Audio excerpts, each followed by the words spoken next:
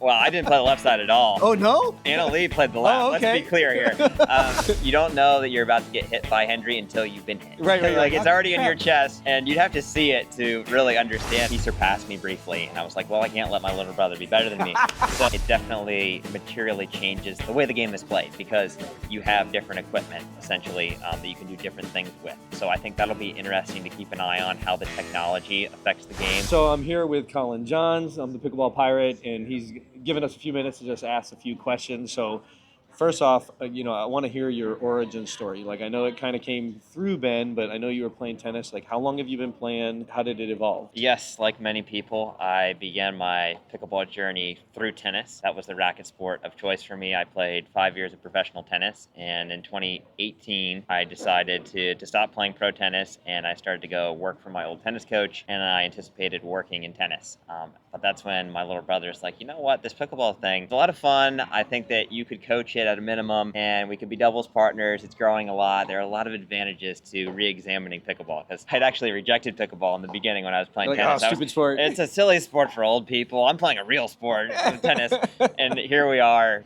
What is it, 6 years later? So it's been a great journey, but in the beginning, I definitely had a lot to learn. Some of the skills that I had from tennis translated really well, and other ones just did not. I worked a lot with Ben on that. Simone Jardim was a very integral part of me learning how to play pickleball properly. I played my first big tournament the following year in 2019 at US Open, and I played singles. Singles was my best event coming from tennis early on, so I made the semifinals with singles. I had a pretty good year in singles. I got my first sponsorship, and I played my first tournament with Ben that following year. Even though I wasn't good enough to deserve Ben at the time, I'm his older brother, so I'm like, you owe me for all the games that I got you good at. So we actually won 3 of the 4 tournaments that we played that year. Granted, it was not as competitive as it is now. There were no pro tours or anything like that. It was a good time to get in the game, and ever since then, it just seems like pickleball has exploded even more every year. Here we are in 2024, and we're launching Gen 3 Yola paddles with the latest tech, half of the #1 doubles team in the world, so I couldn't be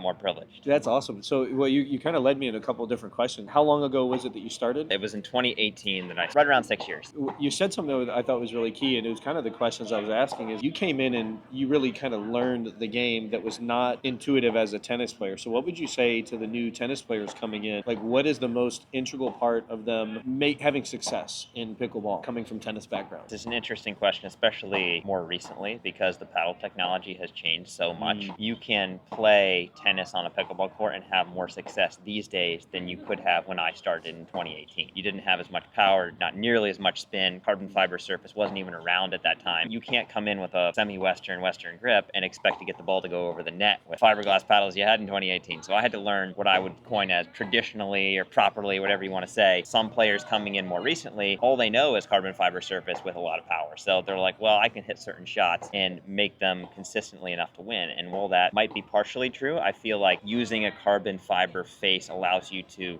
cheat, quote unquote, in ways that we were not able to with fiberglass, and especially because they didn't have a lot of power. And learning how to dink and be patient and choose the right shot at the right time from the right court position. Because there are 2 things I always talk about that are super important that have nothing to do with physical skills. Certainly they affect physical skills, but they're not physical skills, and those are court positioning and shot selection. I would tell the tennis players coming into the game is have a good fundamental understanding of those 2 things. Where should I be on the court, and what shot should I hit from that area on the court? Simply by doing that, your physical skills will be better because you're choosing the right shot from the right area. I would say there's a bigger discrepancy in the game of pickleball when it comes to court position versus tennis, because in tennis you can run miles behind the baseline, track down a lot of balls, and that can work for you. There are people that more or less play in a certain style where their court position is not always all that great. Versus in pickleball, if you don't control the kitchen line well, forget it. You have no chance. There's a lot of really important things to learn when you first enter pickleball when it comes to court position. That's all, coming from you, that doesn't shock me. It's a elemental part of the game, right? I mean, one it's of the best coaches I heard in pickleball, really teaching the analytics behind it. And I heard you guys analyze all your matches. But you made a statement in another interview that we saw, and you talked about table tennis and how that actually it really helps with pickleball. Expand on that a little bit. What did you mean by that? So to give a little background on me and Ben, we grew up in Maryland, and we happened to grow up 20 minutes from the best table tennis center, maybe in the country. So Maryland Table Tennis Center, it's a pretty renowned place, and someone who won the U.S. Open at one point coaches there, to give you some perspective. We're not anywhere close to that level, but we played a lot of table tennis. We had a table, we had nice paddles, so we got better than your average person at table tennis. And we did not know pickleball existed at that time. This was all when we were teenagers. When pickleball came much later, it was natural for us to recognize certain things that your average person that didn't play a lot of table tennis at a high level they wouldn't pick up on it. So spin recognition, whether it's side spin or slice, and just to give you an easy example on that, if somebody slices you the ball and you hit top spin back, you're going to get more top spin on that shot than if the ball was delivered to you flat. As a table tennis player, that really registers with me. I was like, oh, of course, it's the same concept in this game.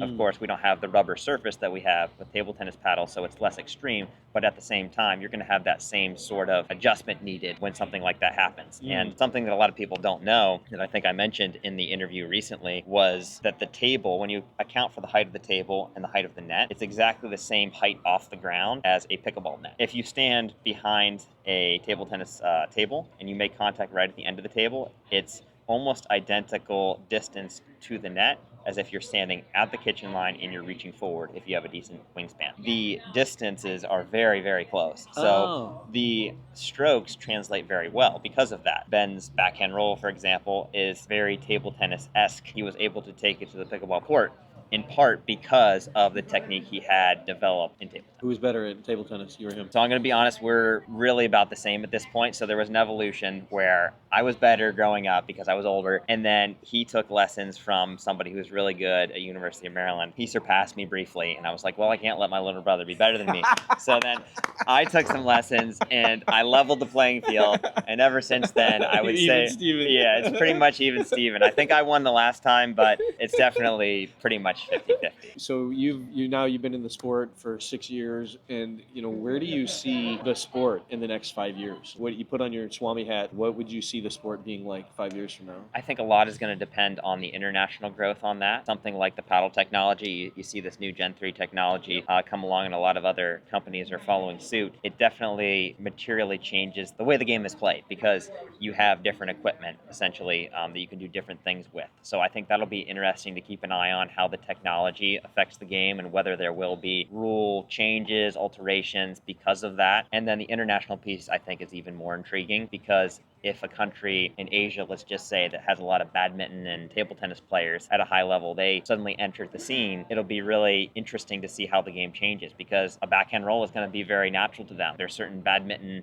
shots that use a lot of wrist that can be very effective on a pickleball court. So how is the game going to change when you have thousands of those players suddenly entering the game and trying to tweak certain shots to change the game? So I think it'll be really, really intriguing to see when that happens. Yeah, and I know you guys, Henry Winarto, right? Of course, yes. And so he's one of the first. And I remember just hearing you guys be so, come on, Henry, because he had these weird angles he would do with his hand, and you never could read where he was hitting. Yes. And so I know exactly what you're talking about because I did a few lessons with him. I'm like, dude, I can't do what you're doing. Like, he's like, no, you can't. It's like I've been doing this my whole life. Exactly. You don't know that you're about to get hit by Henry until you've been hit. Right. Like it's already in your chest, and you'd have to see it to really understand. I have a couple of great clips of him just putting the ball on me in a New York minute, and it's just like, whoa. You couldn't read it. You can't read it. You have no chance. You just better hope that he misses you and hits it out because you have no chance of reading where it's going. Last question. So you can also plead the fifth on this. Who do you like beating the most when you play pickleball? Like, if you could put one name out there, like, I really enjoy beating this guy. And it doesn't have to be an enemy, but it could be a rival. It could be somebody that they talk a lot of trash and you like putting it on them. Is there anybody out there that you can think of? Julian Arnold? Or I'm not going to argue with you if you throw out a name like that. I'm not going to say a specific name, but I will say it is more satisfying to beat the people that generally approach the game with more ego or they talk trash on the court. I was taught to play the game in a certain way by my parents, by my tennis coaches. Yep. Humility and have a certain level of respect. Certainly, gamesmanship up to a point is okay, but if you take it too far, I feel like you're disrespecting the sport. Certainly what I was taught. Yeah. Whether you win or lose, try to do it with class. There's certain players that I don't believe have those same principles principles, Yeah. and I certainly enjoy beating those players. Yeah, or like the non-paddle tappers. All right, I get it. Hey, Mr. Competitive. It demeans the professionalism of the game, and I hear what you're saying now. Well, I lied. One last question. Should amateurs try to play like pros, in your opinion? Like, you coach. Should they try to emulate what you guys are doing, or would you say to that? As a general principle, I think people should imitate the generalities. So what I mean by that is if you see all the pros hitting a third shot drop in the same specific sort of way. So for example, the paddle head drops beneath the ball. You need to do that, because that is universally the right way to do it. If you look at different pros' techniques, they can vary quite a bit. Tyson's forehand is different than Ben's forehand in certain specific ways. It's not that one is worse than the other, it's that their personal style is going to vary a little bit. So I wouldn't tell somebody you have to swing like Tyson or you have to swing like Ben. But if they're both doing something, I would say that you should mimic that. Yeah, you're not going to be able to hit the ball as hard or move like them. I would say approach the game in that sort of lens, and that will put you on the right path. Nice. Yeah. Well, and what about beating your brother, though? If you play against your brother? Beating my brother. I love beating my brother because I've been doing it for so long. However, I will say I have never beaten him in any event in pickleball. I played him 3 times in singles before I quit singles. I lost in 3 games every time. And one of those matches I had match points and I lost at Texas Open 2019. To be exact. He knows exactly I know when it exactly was. when. And It scarred me for it life. scarred me for life. And then there were a couple mixed doubles sort of like exhibition matches. I think the Skechers Invitational where I was playing with Anna Lee. We lost to him and Callie very close. Like, oh wait, what's this left side all about? Yeah. Well, I didn't play the left side at all. Oh no? Anna Lee played the left. Oh, okay. Let's be clear here. So we got pretty close. And then in men's doubles, I think the closest I've ever been to beating him in men's doubles would be when I played with Eric Lang, PPA Championships, in the bronze medal match. And he had just lost, so he was not super into the match. He played with Matt Wright. We lost in 3 games to them. I have never beaten him in men's doubles, mixed doubles, or singles. So I love beating Ben, but in pickleball, it has not happened, and I don't know when it's going to happen because I don't play singles anymore. Mixed doubles, not really in my favor.